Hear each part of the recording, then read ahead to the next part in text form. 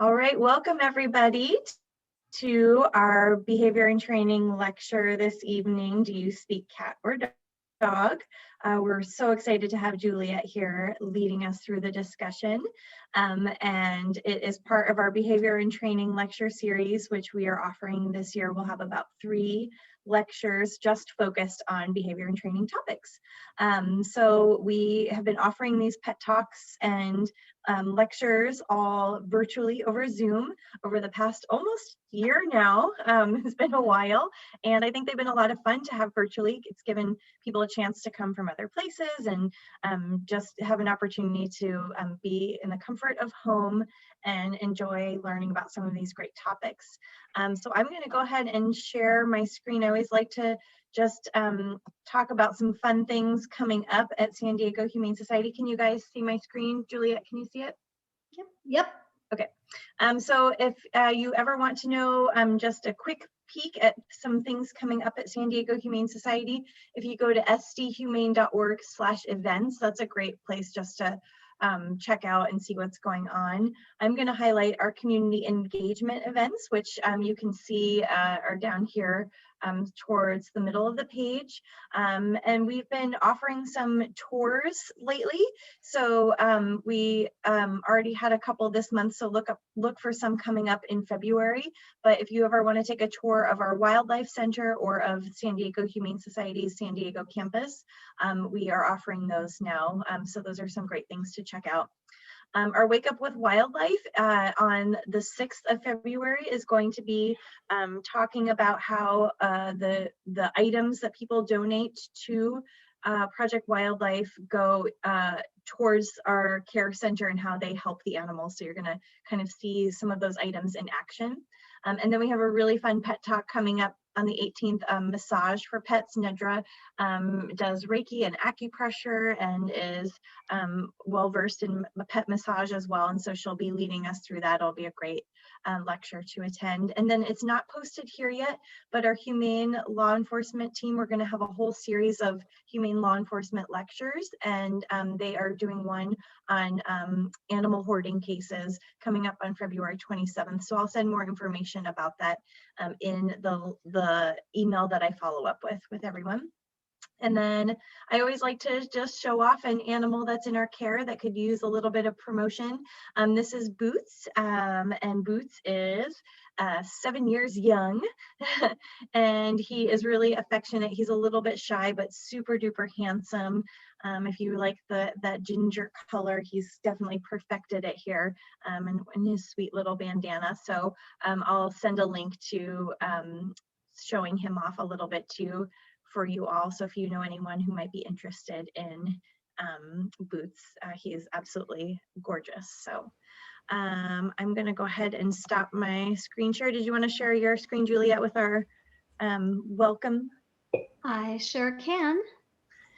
And then, so Juliette's going to just bring up our welcome screen for our presentation. So you'll just remain muted throughout the presentation, but you're welcome to put your camera on if you like, or leave it off. It's up to you. I was mentioning earlier with Juliette, we were just chatting about how in the last lecture we asked everyone to share their pets at the end. So people were zooming in on their pets. So if you'd like to do that and share one of your pets at the end, you'd be welcome to do that. We'll give a little moment to do that. And then post the questions in the chat. If it's something that is, in line with what we're talking about at the moment, I can ask that for you. And then we will have a question section towards the end. So go ahead and wait for that if you'd like to ask in person over your microphone. So you can turn that on for that. And then we are going to send out a PDF of all of the slides, so you'll get to see that. If Juliette has any training classes coming up that she thinks might be worth sharing with you guys, I'll send a link to that, and I'll link to some of those other presentations we have coming, as well as Boots. So we will send all of that along with a recording of tonight's presentation. So if you miss anything or you have to leave early or anything like that, we will send it to everyone who signed up tonight. So thank you all so much for joining us, and I'll let Juliette take it away. All right, thank you, Amelia. So welcome again, everyone, to Do You Speak Dog and Cat? We're going to cover as much as we can tonight. I've got a lot of slides packed in here, so we'll get through it as quickly as we can. That said, I tend to speak quickly. If I am going too fast for you, Amelia, or anyone else, you are welcome to yell at me in the chat and just let me know to slow down, and Amelia will let me know, and I'm happy to do that for you. So let's dive right in. Now, we know that none of us actually speak dog, cat, or parrot, as hard as we may try. But luckily, the fundamentals of communication is pretty universal across species. We're going to focus on three primary pieces: eye contact and facial expressions, body posture, orientation and general movements, and vocalizations.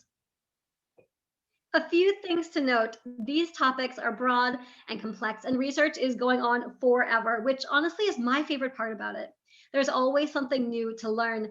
And when I was training full-time before I came to San Diego Humane, I would always say, and it remains to be true, every animal that I work, every time that I train new behaviors, I'm always learning new things from that individual about how they communicate, how they interact. This talk is just a tiny little piece of this big, big puzzle. And it's also important to note that each individual communicates a little bit differently. So learning how your pet communicates and doing it well takes time. So be patient, compassionate, respectful, and accountable. And remember, when it comes to behavior, it takes two. We're going to start by talking about eye contact, and we'll go into facial expressions as well. Most rules, again, with eye contact are universal. Direct or sustained eye contact is uncomfortable, even friendly eye contact, and I'll show you some examples of that a bit later. Wider eyes typically indicate higher arousal levels, so excitement levels. And that can be anything from excitement in a playful sense to fear. Softer or more closed eyes indicate lower arousal. The individual may not be threatened, they're content, and they're more calm.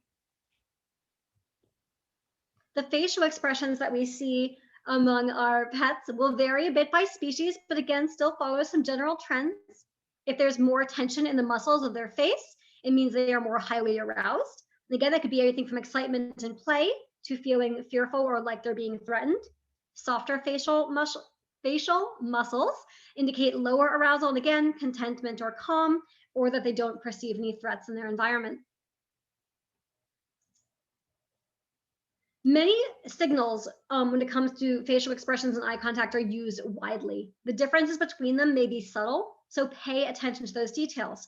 Some examples might be an open mouth, wide eyes, panting, yawning, licking their lips, sneezing, all of which are called calming or stress signals. And they're really small things that can indicate any sort of uncertainty, excitement, as it progresses towards a more escalated behavior. So for example, you might see a dog yawn or sneeze or scratch for no apparent reason before they start barking or growling at someone or something. These behaviors are the lower level signals that lead to something else. So let's dive into, we'll start with dogs. Relaxed dogs. Their eye contact and facial expressions are going to be, majority of which are going to be on this list. Their eyes will be neutral or possibly softer and squinty. Their ears might be up in a neutral position. They aren't necessarily pointed forward or pointed back.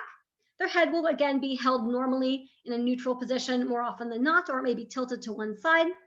Their breathing is normal. And of course, if they're playing, their breathing will be different, but if they're just hanging out, their breathing is normal. There's no panting. Their mouth may or may not be open, and you may see some bottom teeth. And you can also see around all of these dogs' faces, their lips are very soft. There's no tension in that face at all. Cats are going to be similar. You'll have, again, neutral or soft, squinty eyes. You may see a lot of blinking. And you'll often, when you think about cats blinking, think about a cat who's getting pet or who's enjoying sitting near you. Those cats have their eyes closed. They feel safe. They feel relaxed in that environment. And slow blinks are a great way for them to express that. Same with birds, actually, as well. Blinking is a really good trust indicator.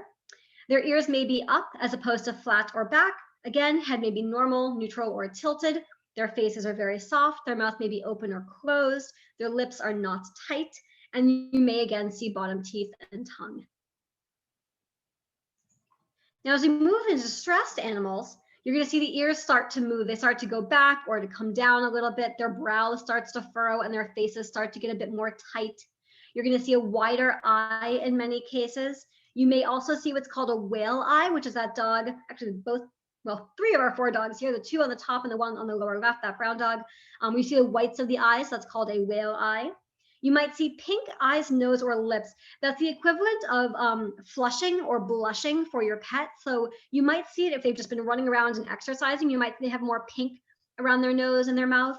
But you may also see it if they become stressed out. Again, lip licking, yawning, excessive panting, a closed, tighter mouth can all be indicators of stress. And again, with cats, we see a lot of similarities. The ears are big indicators. We are probably all very familiar with airplane ears if you've owned or worked with cats before, where their ears go flat like that middle gray kitten there. You will see a lot more tension in the face, including a furrowed brow. A wide eye is very common, but you may also see dilated or pinned pupils. So that cat in the upper left in the bushes there, his pupils are very small. And that could be a result of lighting, but in this case, because he is in a lot of shadow, I believe it's because he is stressed, but typically you do see more wide eyes. They might hide their face or turn away, so they're kind of hiding and avoiding things. You'll see their whiskers become tighter to their face. Again, their lips and mouth will be tight or pursed. Their mouth may be open, and you may still see teeth. They might be licking their lips or yawning. Again, those stress signals are going to be common across a huge variety of species. And the last category we'll look at are potentially harmful dogs and cats. So in this case, the ears are often pointed forward toward the target if it's more offensive, or they're flat against the head if they're trying to become smaller and they're acting more defensively. You have much more sustained direct eye contact, which, keep in mind, for many dogs is uncomfortable because it is a warning or a threat or just intimidating. Again, you're likely to see whale eye, very tight faces. You can see it really clearly in all of these dogs. You might see or hear snarling or growling. You might see their lips curled up or pulled back with their teeth exposed. Again, very tight lips, or the mouth may be closed. Our top dog on the left with that red collar, his face is very tight. His eyes are staring. His ears are kind of perked a bit back, but his mouth is closed and very, very tight.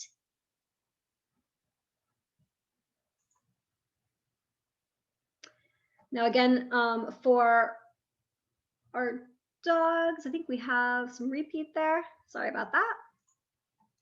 All right, for our potentially harmful cats, we're going to again see ears flattened to the head, occasionally pointed forward, but more often than not airplaned. You'll see wide or squinted eyes, depending on where they are at, offensive, defensive, how they feel about their situation.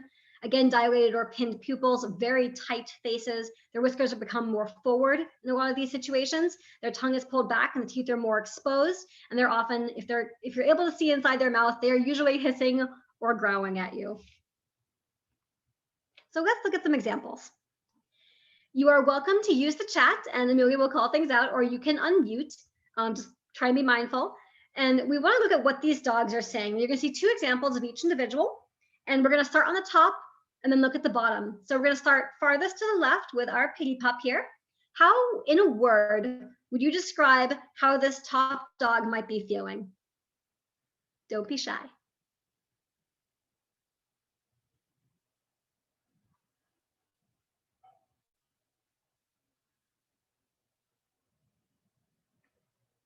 Oh, I see something is in the chat. Relaxed, happy. Yeah, we seem pretty relaxed. Anyone have any guesses about what in that facial expression makes her look relaxed? Any ideas from the list we just talked about, or other things that you notice? Eyes are very calm, relaxed mouth, soft eyes. Yeah, open mouth, relaxed ears. Very good. Yeah, perfect. Beautiful. What about the lower picture? How are we feeling there?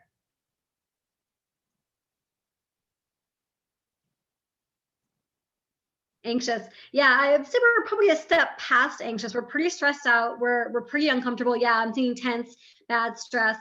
Yeah, ears are more tense. They're backwards. Yep, they're pointed to the back. What else do we see?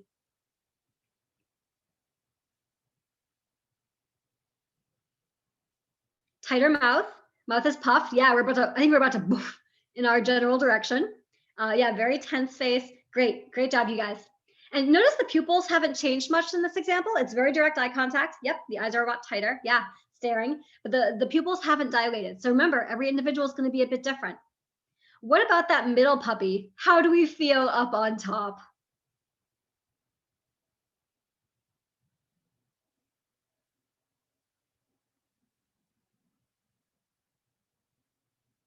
Seems like he's smiling. Yeah, we get that a lot with dogs. They have that nice smile. Yeah, we can see a nice soft mouth. He looks like he wants to play. Yeah, happy, contented. Great.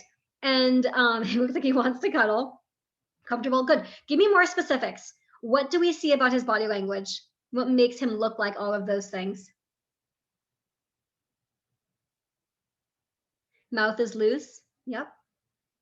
Yep. Relaxed face. Yep. Soft body. Very, very good. And we're going to go down below. Yep, soft eye, relaxed, ears alert, which is for a husky. They're just neutral there. Good. In our lower picture, we're clearly not comfortable. So what do we see in that lower picture from him? Yeah, we're pretty angry. Bared teeth, slanted eyes. Yep, tight, tense mouth. Yep, exactly. Tense face. Perfect. Furrowed brow. Excellent. You guys are fantastic. Perfect. Super angry. That is a very accurate statement. We're gonna go on to our last one now. Our German Shepherd up at the top. How are we feeling? You guys are pros at this by now. Playful dog. Yeah, we're looking pretty comfortable. And what do we see about that body language? Yep, relaxed. Ears up. Neutral position. Yep, alert but relaxed. Yeah, I think he's probably watching something. Good call out there. Yep, making eye contact, but the eyes are soft, relaxed tongue, alert ears. Yep, very good, very good. And down below, there's something we didn't talk about necessarily for dogs in this lower picture. And I think it's safe to say this dog's gotten a bit more uncomfortable. We see the ears are back, perfect. What else do we notice? Something, yeah, downward stare. There we are, JJ, perfect. Yeah, we're looking away. We're trying to avoid. Our body is tense. We're panting a bit more. You can see how the tongue has changed shape. Look how the tongue has changed shape. Yeah, uncomfortable eye contact. We're looking up, but we're trying not to make it direct. Yeah, we're trying to disengage from the situation in a way that feels okay, that doesn't threaten. Great job, you guys. Perfect. I'm going to go ahead and keep us going here. And we're going to talk a little bit about us. If my screen will cooperate. There we go. Okay. So we follow a lot of the same rules, whether we're thinking about it or not. And let's be honest, most of us aren't thinking about what our face does most of the time. I know I'm certainly not. We want to be aware of these signals though, because it means once we are thinking about them and how we're using our faces, how we're using our eye contact, we can use them as tools. Think about what you're trying to communicate to your pet and then how you're actually communicating with your pet. And this is really important. I'm going to jump out of screen share for a moment and give you some examples. All right, you can all see me? If I'm just one little tiny box and you want me bigger, you can go up to your view in the right-hand corner of your Zoom window and click speaker view. Totally up to you. So we talked about eye contact being intense, right? If I'm like, hi puppy, how are you? I'm trying to be friendly and playful, but oh my God, if you don't know me, that's super crazy intense. And if you've been to my classes or you've worked with me, you know, my body language is always huge and exaggerated. So I want to be, right, JJ, you know, I want to be really aware of these things because if I'm working with a shyer animal or an animal I don't know and I'm like, hi, they're going to be like, what? And really not interested in that. So be aware of what you're doing with your eye contact, your face. You know, if you're looking at them doing softer eye contact, slower blinking, you're looking away and keeping it kind of indirect, where you kind of look at them and you look away, or you avert your eyes. That type of thing is a lot more helpful for them. And when we start actively thinking about this, it can be a little bit weird at first, like slow blinking, like that's not very natural. Your dog's going to see that. So think about it instead if you were talking to someone, you know, conversationally, or you were reading someone like a little child a bedtime story, your eyes are going to naturally get softer. These things happen normally. All you have to do is start paying attention to it, and it'll start happening naturally as you interact with your dog. Just be aware of it and start playing with it, maybe in the mirror. And you'll learn how to do these things much more quickly than you might think. All right, perfect. Let's go back into our presentation here.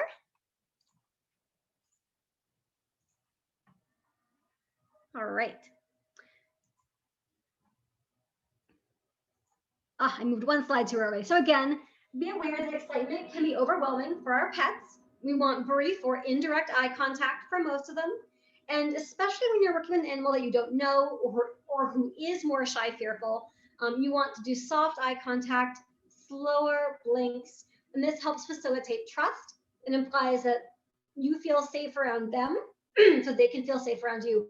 Remember, if you are in a situation where you don't feel comfortable, your eyes are wide. You're very aware of everything happening around you. You're not going to close your eyes and like doze off in a corner somewhere. You're going to stay alert. Only when you feel comfortable will you start to relax and kind of settle down like that. It's the same thing with our animals. So if you're working with an animal who is a bit more cautious, again, shy, fearful, and that softer, slower eye contact shows them, I don't feel threatened by you. You can feel safe around me. I don't think anything's going to happen if I close my eyes. That's really important. So let's go ahead and dive into our next topic, which is going to be body language. Now, in this chunk, we're going to talk about posture and position, orientation of the body, what their hair or fur is doing, what their muscle tension looks like, and what their motion looks like as well. Again, the rules are going to be very similar across different species. And when it comes to body language, this is a general rule, including facial expressions and vocalizations. If you just look at one piece of it, it's like reading one word in a sentence and expecting to understand that sentence. And there are so many behaviors, again, just like with the face, that have multiple purposes. Tail wags, purring. Your dog or your cat can wag their tail and move their tail for numerous reasons. But think about it. With dogs, you typically think a wagging tail is a happy dog. A twitching tail with a cat is an angry cat. But that's just not accurate. Dogs will wag their tails when they're very happy and when they're feeling very stressed out and potentially even in a dangerous situation. My cat Kitty wags his tail all the time. He's extraordinarily expressive with his tail. And same thing with purring. We often think a purring cat is a happy cat, but Kitty will purr when he's happy. He will purr when he's upset at you. He will purr while he's actively swatting you. There's a lot of reasons why a cat will purr. So just be really mindful that different body language, all pieces of it may have different meanings and different purposes. So let's go ahead and dive into muscle tension in a bit more detail. There we are. So in general, soft muscles, again, indicate comfort, calm, play, curious animals, reconciliatory behaviors, or uncertainty. Tense muscles will indicate an animal who's more alert, cautious, playful, curious, or uncertain. And rigid muscles are going to indicate fearful, threatened, or potentially dangerous individuals. Now, when it comes to body shapes, this I really geek out on, guys, so bear with me here. We see what we call the C shapes when dogs are interacting, and you'll see it in cats and other animals as well. The C shapes are kind of just my casual name for them, and they are either invitations in or avoidance away from. And I'm going to pause my share for 1 second. You see some examples here, but I want to show you some as well, because again, like I geek out about this. So if I'm a dog and I run away from you and I do this, my body's curved towards you. I'm saying, come interact with me. Versus if I'm a dog and I run away and I do this, I'm saying, oh gosh, you're still following. I'm that dog that you'll see when we come back on the right in the middle that's kind of pointing away. So you'll see this in more detail. If I'm curving towards you, I'm saying come interact. If I'm curving towards you, I'm saying come interact. Curving away from you, I'm saying I don't want to be involved. So look for those curves in your dog's body. Curved towards, curved away. They're really, really important. Hopefully that made sense. I know it's hard to see on the screen sometimes.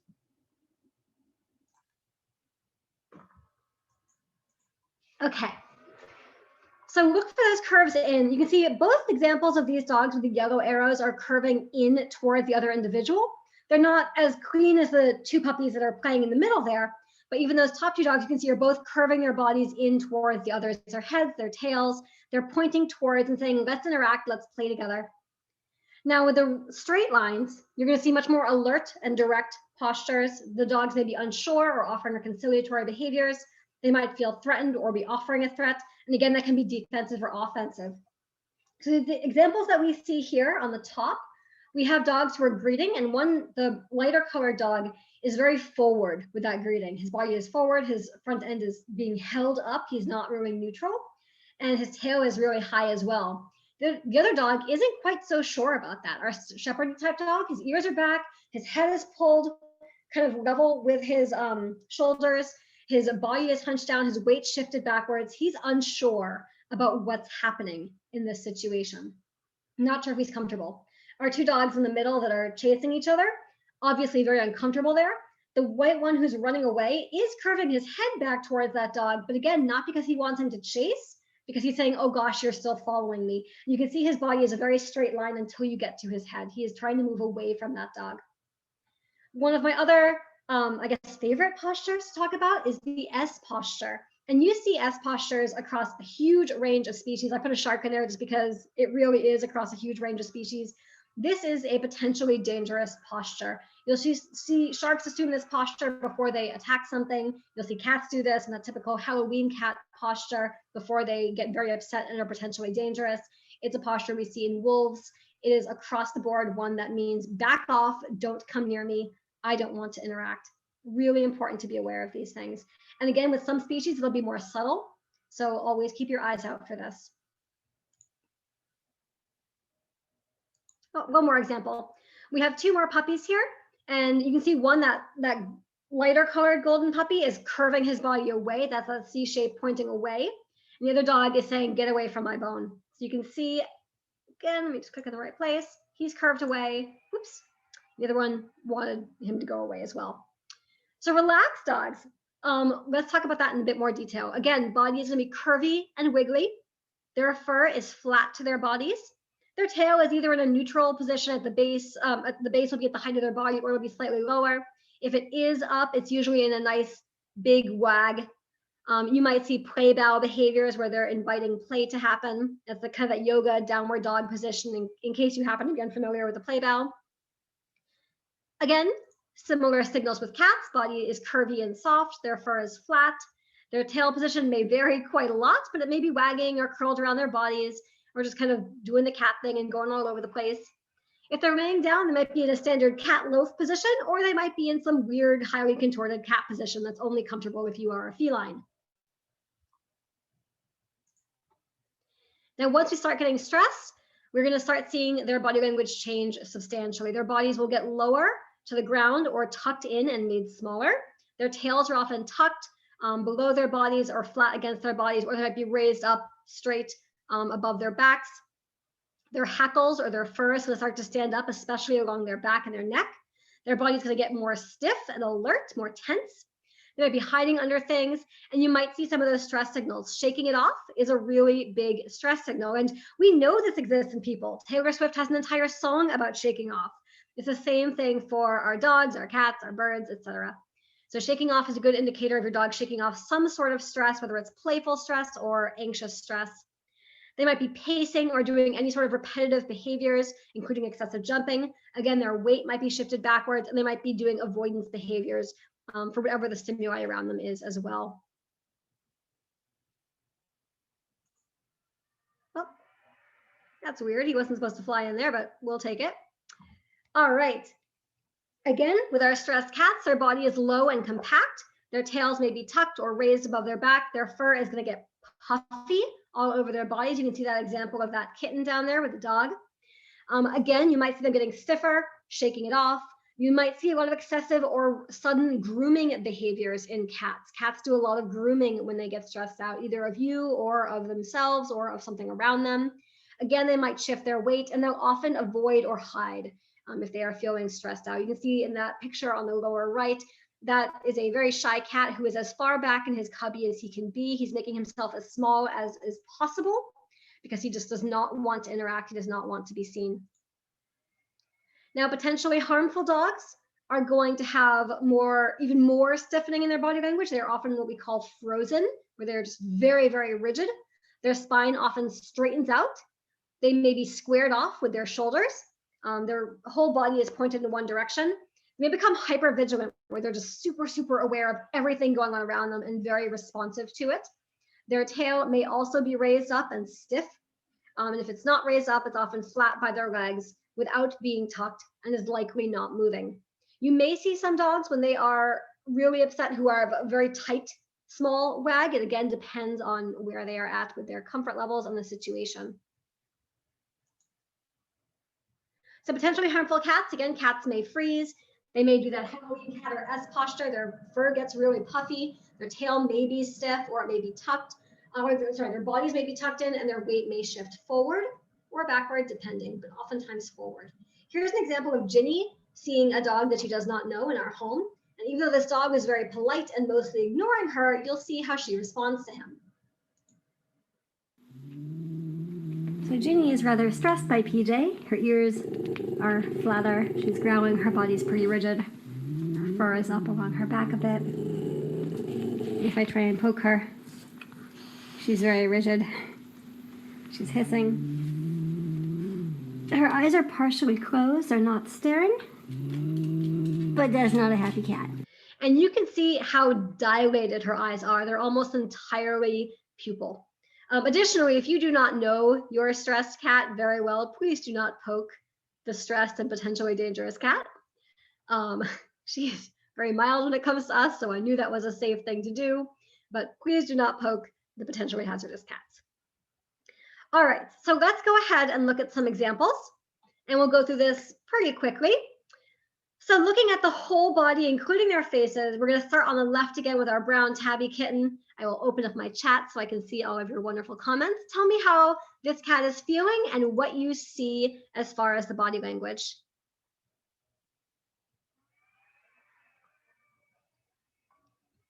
Cat looks scared. Yeah, he looks pretty upset. Frightened. Yep. What do we see with the body language? First standing up, ears back. Perfect. Yeah. Bristle brush tail, airplane ears, hissing, stressed. Yep, tense body. Beautiful. Great job, you guys. Yeah, I want to point out a couple things here. We talked about signals being similar, and seeing them side by side really helps us illustrate that. Look at his mouth. Our mouth is open. We see the tongue. We see teeth, and we can see the lips. They're all very tight. They're pulled back. We do not look happy. If you look at the kitten next to him, that orange tabby, we see an open mouth. We see a tongue, but we don't see teeth. Our lips are very, very soft. So just seeing an open mouth isn't enough. You gotta look at all the little tiny details, which from a distance in shadow may not always be easy to see. So take a moment to always read your cat's behavior or your dog's behavior appropriately. Yeah, we see this cat is much happier. We're yawning. We're stretching out. Yep, we're looking relaxed, looking playful. Very good. Very good. It's okay to pet that one. I agree. Yep, good. And you see how he's spreading out his paws. And what about our next gray kitten on the right? How are we feeling? He is not happy. Yeah, super tense face. Look at his little lips. They are pursed so tightly they can't get any tighter. He is super uncomfortable with whatever is happening. And look at how small. Yeah, just leave me alone. Exactly. He is making his body as small as he can, except for his fur, which is very, very puffy. His fur has lost him half of that space that he's taken down. Yeah. Again, we can see our ears are turning out. So much different posture than we've seen. And our last kitten, how is that last orange tabby feeling? Interested? Yeah, just wants to cuddle. I think curious. Yep, that's the most common descriptor I get for that cat. We are feeling curious. And again, with him, you can see that 3 of our 4 cats here have big dilated pupils, but his pupils are very different than the other 2, than the brown tabby and the gray cat. His eyes are a lot softer. So even though those pupils are dilated, our face isn't tense. It isn't. So a little bit scared. I think he's inquisitive. I think that the person is holding something and he's coming towards it. We do see his paw lifted up a little bit, which can be a stress signal. That can be a calming signal. But I think he's moving forward. And the reason I think that is because even though his fur is puffy, it's because he's got longer fur. He's not actually puffed up. His tail is pointing forward. I think he's really curious, and his ears are neutral. So yeah, there are pieces of that can say maybe a little bit uncertain, but because there's so much softness in his body, my overall take on this, in a single picture, which of course is never really enough in most cases, looking at the single picture, I suspect that he's more curious than he is scared or apprehensive. But that's a really great call out because yeah, it is in many cases, I picked the most obvious pictures I could for this presentation, but in many cases, a single picture or a single 3-second video clip really doesn't give us enough to really get a good read on the situation. Perfect. Great job, you guys. All right. So what about us? When you're interacting, and I'll show you some examples of this in a moment, it's really important to let pets come to you, especially if they are shyer or they're pets that you don't know very well. And even if they are, it's never a bad idea. Remember that leaning or reaching over an animal is intimidating. We are much bigger than they are, and it is super stressful for many, many animals. even if they're ones that you know they may not enjoy that. Always ask for consent before you interact, whether you're just reaching out a hand and seeing if they want to be pet, or you are trying to call them over to you. If they move away, they ignore you, or they say no in some small way by licking their lips and turning their head away, listen to that. Be respectful of those boundaries. That way, if you don't have your animal escalate if you continue to approach or continue to push on those boundaries. That's really important in making sure that we are respectful of their signals and listening when they try to speak to us. So what I'm going to do is give you some examples of how we move into and out of spaces with our animals with low social pressure, which means they don't feel threatened or stressed by your interactions. And we're going to talk about how our body language can influence our pets with a few examples as well. So let me go ahead and jump out of our share here. All right, let me just get it a little bit taller. Okay, so I'm going to show you first how the orientation of your body can make a really big difference in how an interaction is perceived by an animal, whether it's one that you do or don't know. And because I wasn't sure if I'd have cats, we have a stuffed walrus. Okay, so if I'm sitting here, in this example, I'm just about touching distance away from this animal. If I want to get up and move out of this space, I want to be mindful of how I'm doing it, because if I do this, I'm basically on top of that pet. Whoa, I just moved right into their space. And even if they're a bit further away, I moved 2.5 feet closer. That's a big distance. And I would have been closer if he wasn't so close to me. So even from right here, if I comfortably move in his direction, I'm right there. So if I'm working with an animal I don't know, that's really, really stressful. Instead, what I want to do is I want to turn my body away, so orient away from my pet, so I'm not looking at them directly and coming at them, and then just move out of that environment. That way you're moving away from them as you get up, not toward them.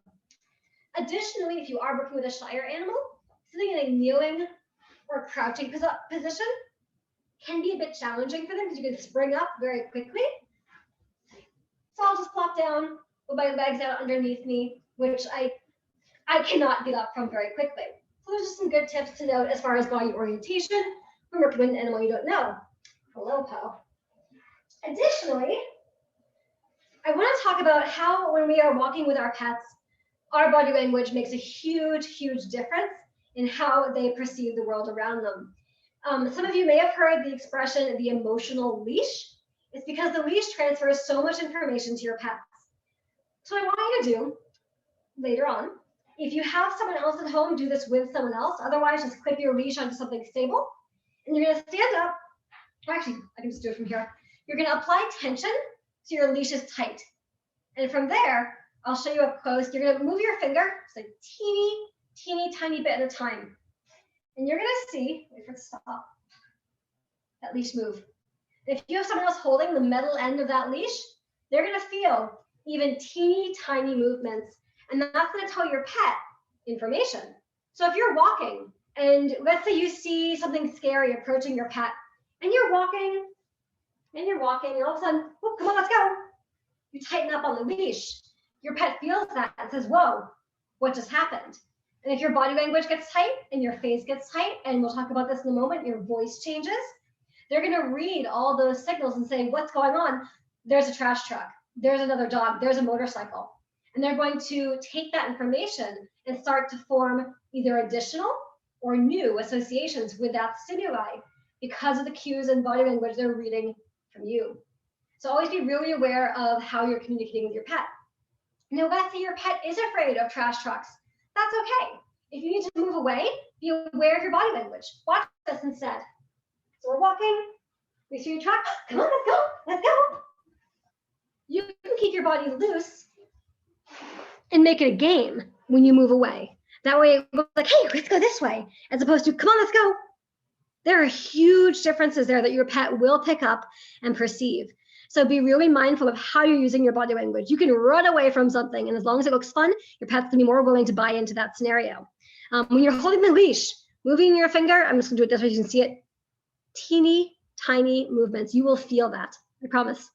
It's pretty cool. So always be aware of how you're handling your leash and what you're communicating with your leash, your posture, your movement, your speed, your tone of voice. All of those things matter because your pets are paying attention. They are much better at watching and listening for these signals than we are because we rely on language and our pets rely on well, whatever they see and hear.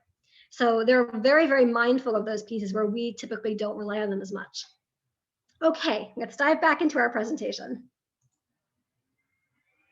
And were you all able to hear me during that? That was okay? Perfect, thank you. All right. So we're going to go into our last topic for the evening, which is one of my favorites, which is vocalizations. Come on, maybe. Come on, PowerPoint. There we are. All right. So again, big surprise. Most rules are going to be universal for us as well. And it's really fascinating for me. Dogs produce, last I had read, between 9 and 10 unique different sound types. So barks and howls and growls and things like that. Cats, however, produce over 100 unique sound types. Now, if you're a cat owner, this is probably not in the least surprising for you, but it's pretty interesting. The features of the sounds that you're hearing matter.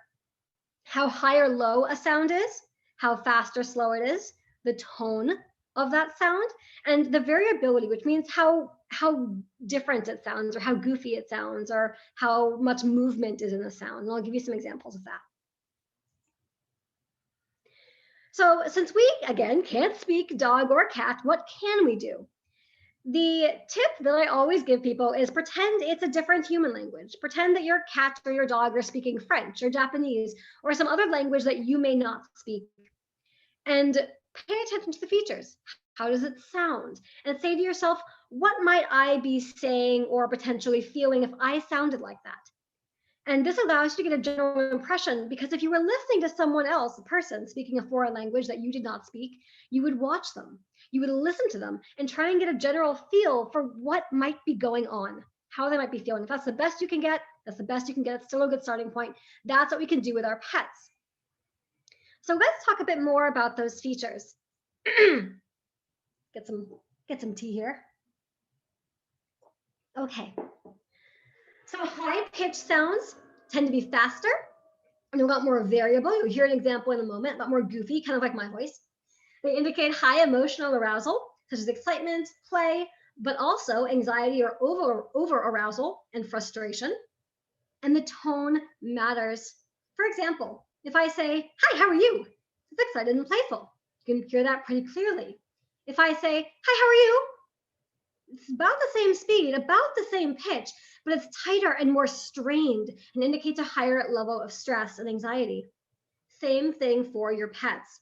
You can hear them, bark, bark, bark, or bark, bark, bark. You'll hear differences in the sounds that they make. So some of us have really well-trained ears for subtle differences in sound. Some of us don't. That's okay. But get to know your pets as best as you can and listen to those sounds they're making. Notice those variations, because they are really important. Meow. Meow. What? Is Robbie building something? Yeah. Is he doing a good job? No? What's he doing wrong? Are you going to go supervise? So you can hear there, that's a very variable sound. There's a lot of trilling and highs and lows switches. There's a lot of goofiness in those sounds, which is why Ginny is so much fun to talk to on a regular basis. We have conversations every morning and every time she's starving, which is about every 15 or 20 minutes. But when you hear those variations in their sounds, that's what we're talking about. Higher pitch, really goofy, really trilly, or whatever it sounds like for dogs. You can probably imagine similar types of sounds. That's what we're talking about here. Okay, so lower pitch sounds tend to be slower. They're clearer and more enunciated. They can indicate high emotional arousal, such as warnings and threats, frustration, or alerts, like someone coming to your door. Again, the tone matters in a really, really big way. Keep in mind, a low pitch doesn't always mean bad things are happening. Now, a couple of good human examples here as far as low pitch. The first is when you're not sure what this might sound like, think about someone saying your full name. If I hear Juliette Samantha Nash, something has gone terribly wrong. It's the same sort of thing with the animals I'm working with. If I'm hearing low, clear, very steady, not goofy vocalizations, they are not very happy. But keep in mind, again, just because it's a low sound doesn't mean it's bad. You can hear dogs that are growling, like we'll hear a sample of in a moment, where it's a very, very steady, clear sound. You might also hear dogs that are growling in a very playful manner, where it's fast and it's goofy. So you'll see some of these features will jump from high to low, like we saw with the, how are you example that I used for high-pitched sounds. So keep in mind, just because it's fast doesn't mean good. Just because it's low doesn't mean bad, etc. That goes for everything. Here are some examples. It's a loud one.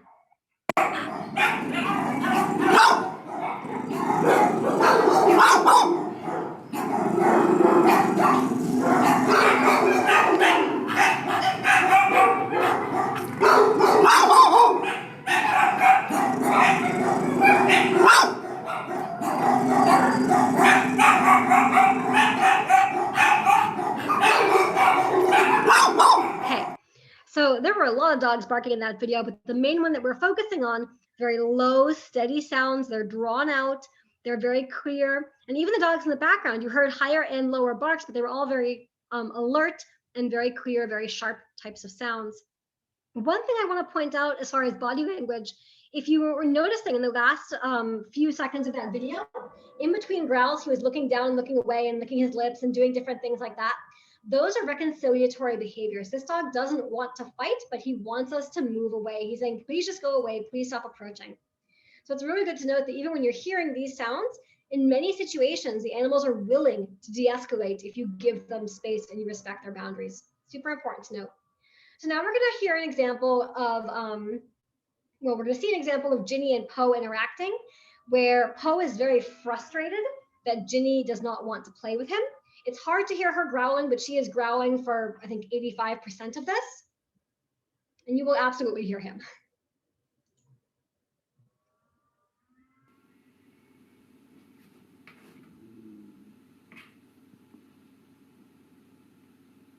So she is growling.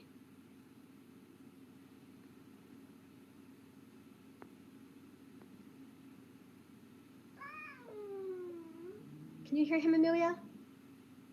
Okay.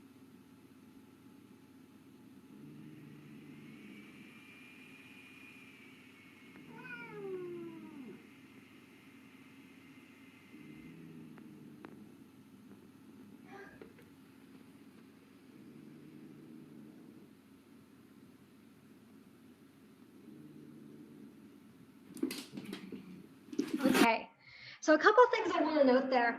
You can see that he's frustrated both with his types of sound, very drawn out, very clear, very, agitated. You can also see it in his body posture. His fur is tighter, he's tucked in a bit, his ears are kind of airplaned out. And she's just kind of laying down like, I don't want you near me. She's growling, but she's also like, please just go away. I'm just trying to hang out here.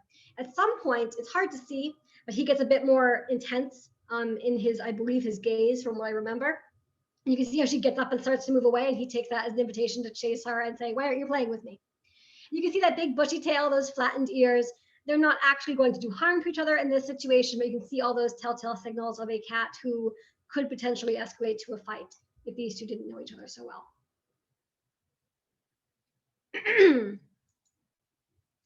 Okay, so again, what about us?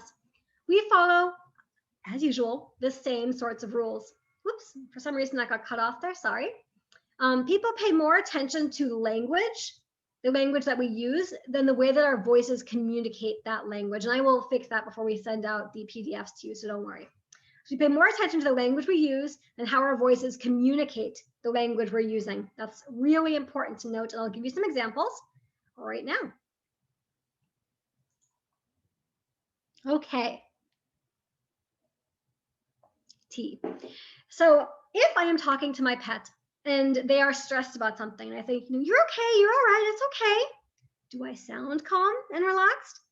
My pet's not going to believe me either. It's really important to note that your tone matters far more than your words ever will, because while we can't speak dog, our dogs and cats can't speak people either.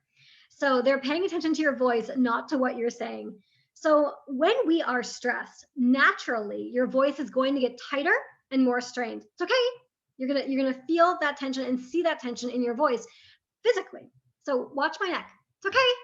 You can see these muscles get tighter. You can feel them here and here. You can also feel your abs get tighter as well. So if you don't have a good ear for noticing subtleties in voice, you can physically feel when your voice is changing. So as you get more tense, things get tighter all throughout that system. So when we are feeling stressed and we're like, oh my gosh, I don't want my pet to react to this thing, we are naturally going to get tighter. It's very difficult for us to mentally talk ourselves down from that because we are so focused on language and we don't practice this very often. So it's hard to fake it till you make it. So what can we do? Well, there's a few answers. You can physically trick your body into acting more, hang on one second, more calm than it actually is.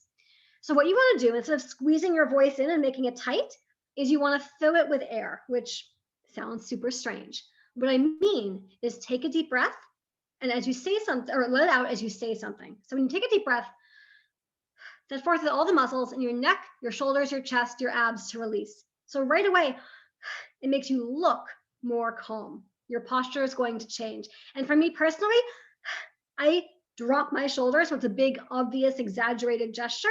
Again, my body language is huge. Whatever is comfortable for you will work for your pet. But I like those big gestures. When you let out that breath and you say something, it's going to force you to sound playful or relaxed or whatever it is you're trying to communicate. So, what? You're okay? Or what? You're all right.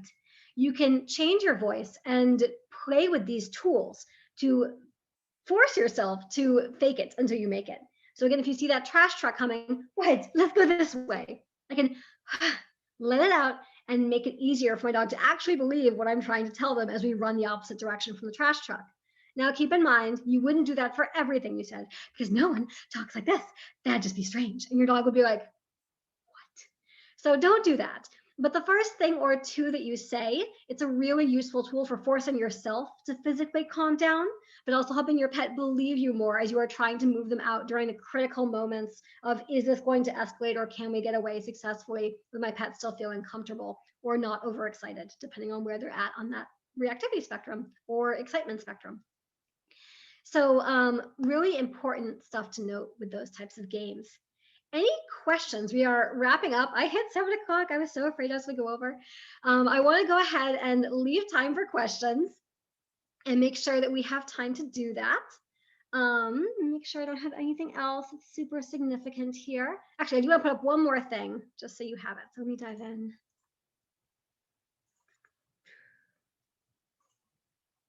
Okay. So officially, thank you all for joining me tonight for this chat. And while you can certainly ask questions here tonight, if other questions come up after the fact, you are always welcome to reach out to myself and our team at our behavior helplines. We have our behavior extension, 619-299-7012, extension 2244. You can also email behavior@sdhumane.org. And we have trainers that are always checking those inboxes and those voicemails, as well as our volunteers, helping us get that information so that we can get back to you and answer those questions for you. So you are always, always, always welcome to reach out to us, whether you're joining us from San Diego or from New Zealand. All right, so that said, I do want to pause for some questions. I saw one come up in the chat, though, that seemed like it was related to a video, but maybe not. Nope, maybe not. Just kidding. Okay. I was further back. All right. Any questions about our content this evening?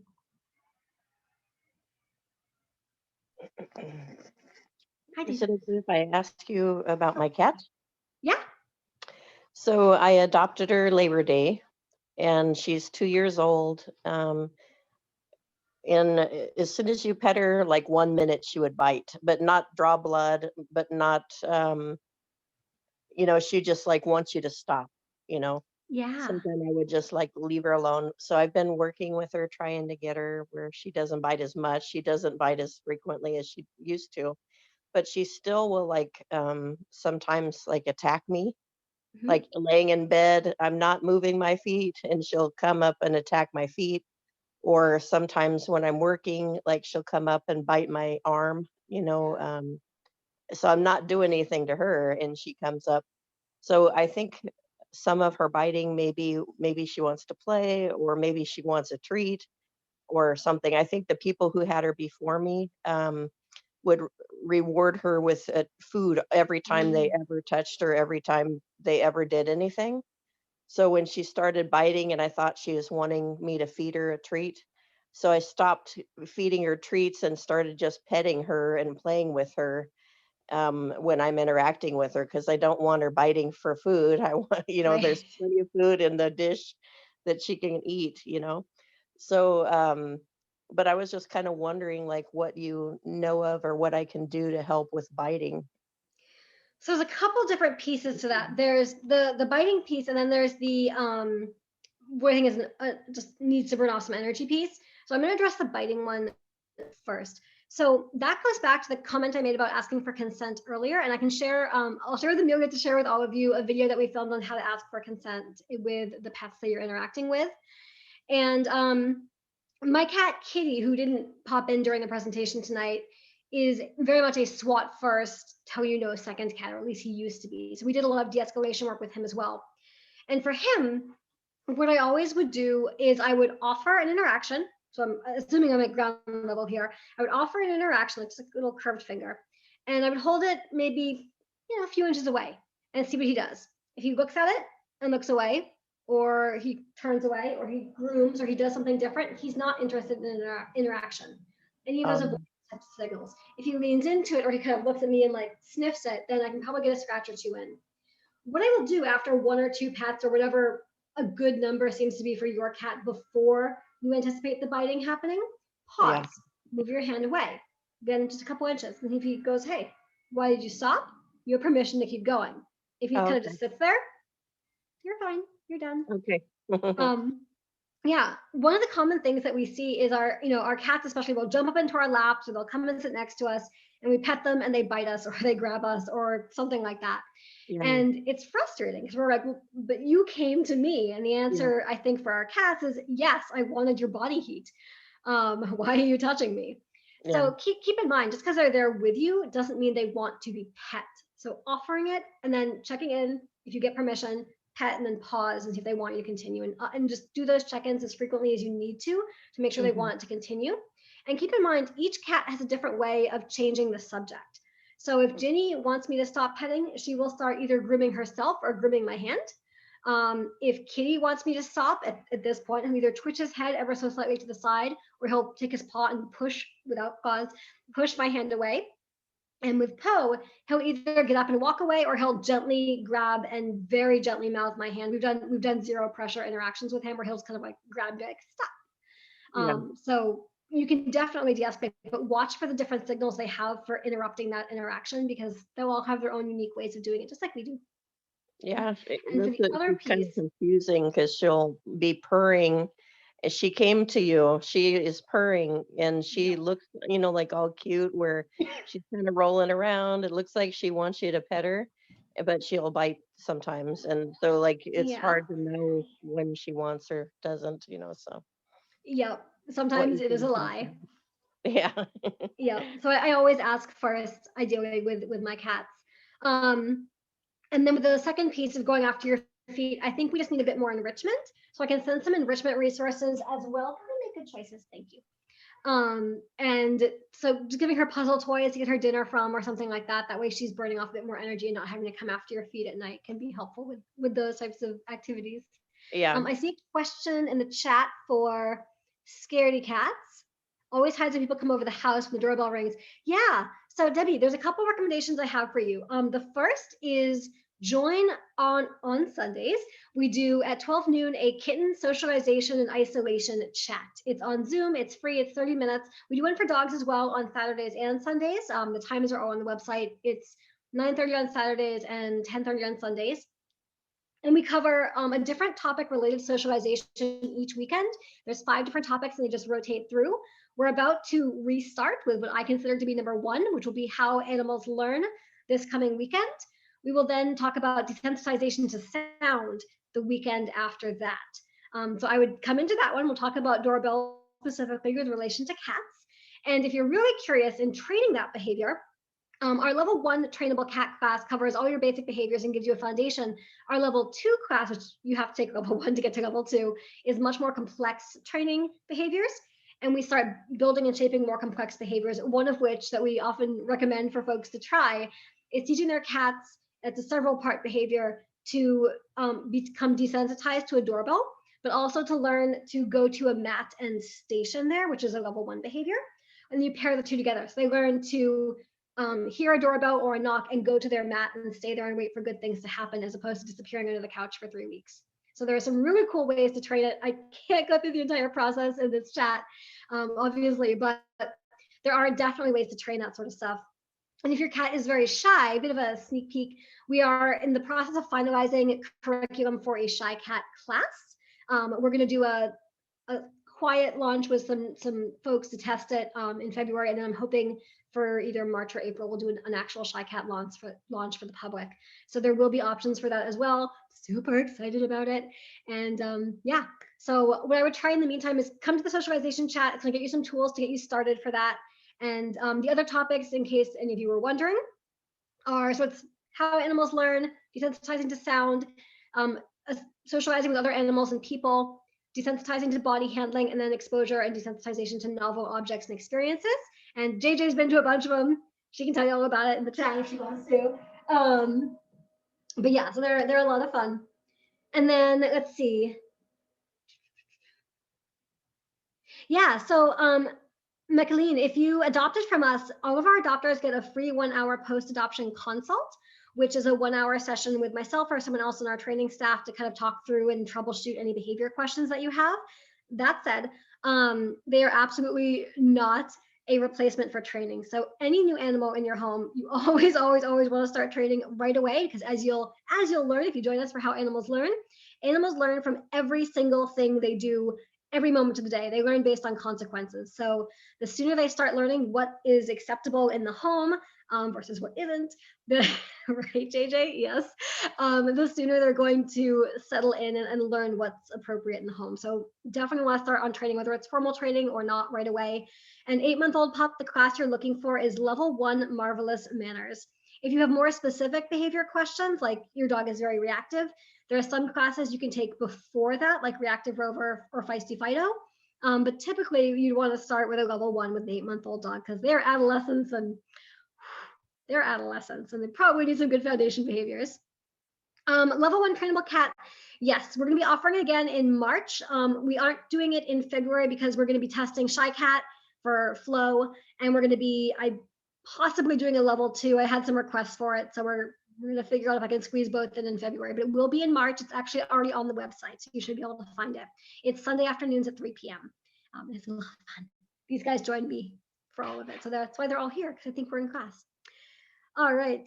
Yeah, the cat training is a lot of fun. We go over basic behaviors, clicker training, husbandry behaviors. I mentioned earlier, if you got here right in the beginning, that Ginny takes medication every evening. So she will voluntarily take pills and liquid medication from a pill gun and oral syringe because of the training we do. So we introduce some of those concepts in that class. It's pretty cool. We cover a lot of stuff.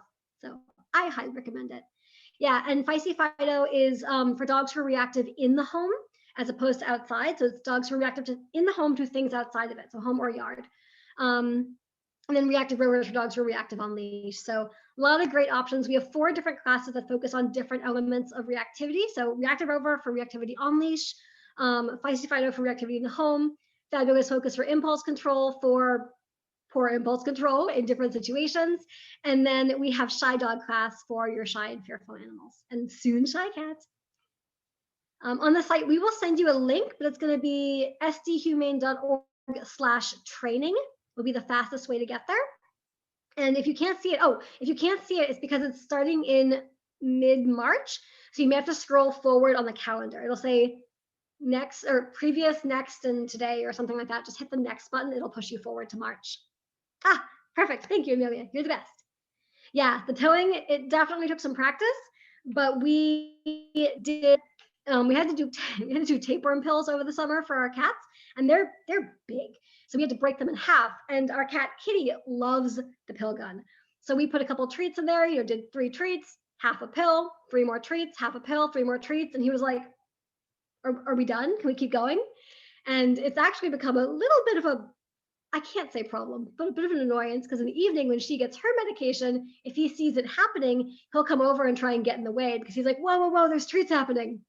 So it's definitely a useful behavior to teach, especially if you can get ahead of any medication you have to give, because teaching it in the moment, like we had to do for Ginny, is a lot more stressful for everyone involved.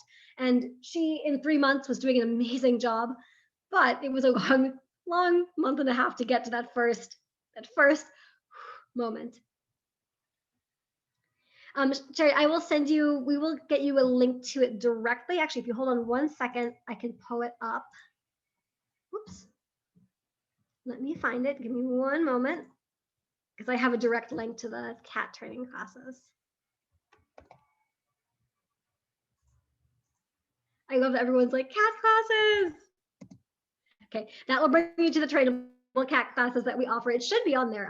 If you're not seeing it, it means I have it turned off to the public, but it should be on there, because I usually don't hit that button even by accident. All right, any other questions? You guys are free to unmute too if you want.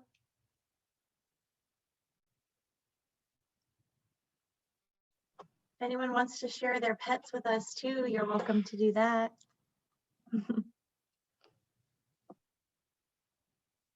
Always down for pets, you guys. Always down for pets.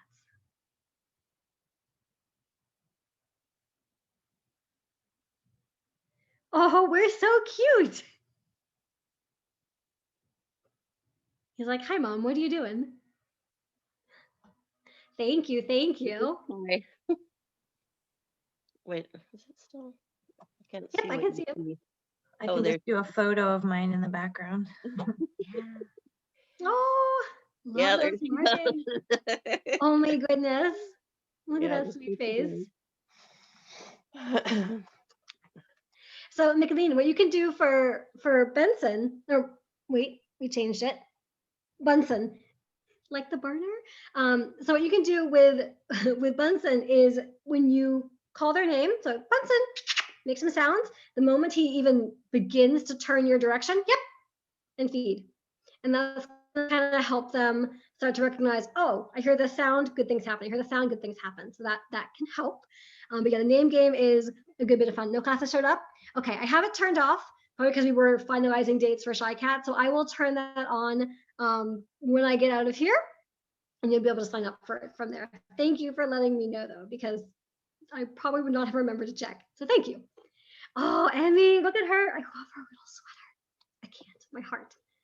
Oh my gosh. Well, thank you all so much for joining me this evening. It's been wonderful sharing this time with you, and I hope you enjoyed geeking out with me about body language and behavior. Anyone who knows me, well, Emmy knows because she's been to puppy classes a million times as one of our volunteers. I will talk about behavior all day long. So thank you all for joining me. This was a lot of fun. And again, if you have questions, just reach out to us at behavior@sdhumane.org, and we'll go from there. Thank you all so much. All right, thank you. And I will follow up with the email that will have all those links and the PDF to the presentation, as well as the recording. So if anyone missed part of it, or if you know someone that signed up and wasn't able to attend, they'll get that as well. So everyone who registered will receive all that. Thank you so much. Thank you, everyone. All right. Thank you all so much. Have a great evening. Bye. Bye.